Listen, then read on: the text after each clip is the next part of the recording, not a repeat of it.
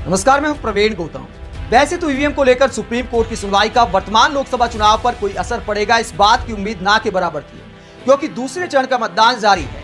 ऐसे में बीच चुनाव ईवीएम को लेकर सुप्रीम कोर्ट कोई ऐतिहासिक आदेश देगा, इस बात की उम्मीद कम थी। लेकिन फिर भी ईवीएम को लेकर आज एक बड़ा फैसला सामने आया है।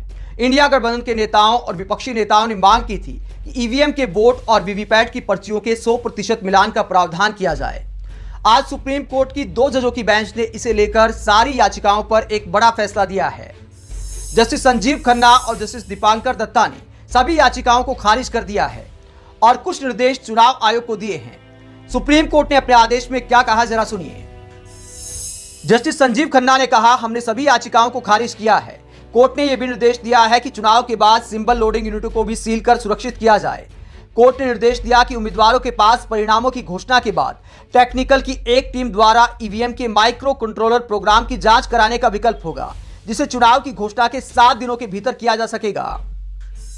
वोटिंग पर्चियों की गिनती पर कोर्ट ने कहा, सिंबल लोडिंग यूनिट्स के पूरा होने पर कंटेनर में सील कर दिया जाएगा। इस पर उम्मीदवारों के हस्ताक्षर होंगे और नतीजे घोषित होने के बाद 45 दिन के लिए स्ट्रांग रूम में रखा जाएगा।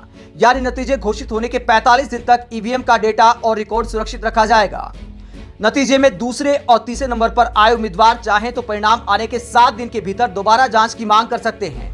ऐसी स्थिति में इंजीनियरों की एक टीम द्वारा माइक्रो कंट्रोलर की मेमोरी की जांच की जाएगी। वीवीपैट वेरिफिकेशन का खर्चा उम्मीदवारों को खुद ही उठाना पड़ेगा। यदि ईवीएम में गड़बड़ी पाई जाती है तो खर्च वापस कर दिया जाएगा।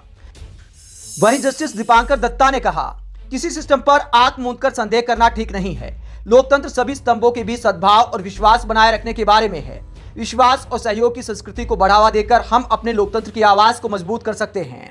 यानी सुप्रीम कोर्ट ने कह दिया कि वीवीपैट की पर्चियों और ईवीएम के डाटा के 100% मिलान की जरूरत नहीं है। 45 दिन तक पूरा डेटा सुरक्षित रखा जाएगा। चुनाव में दूसरे नंबर या तीसरे नंबर पर आने वाला उम्मीदवार जांच की मांग कर सकता है अगर उसे ईवीएम पर संदेह है। ऐसे में ईवीएम की तकनीकी जांच की जाएगी।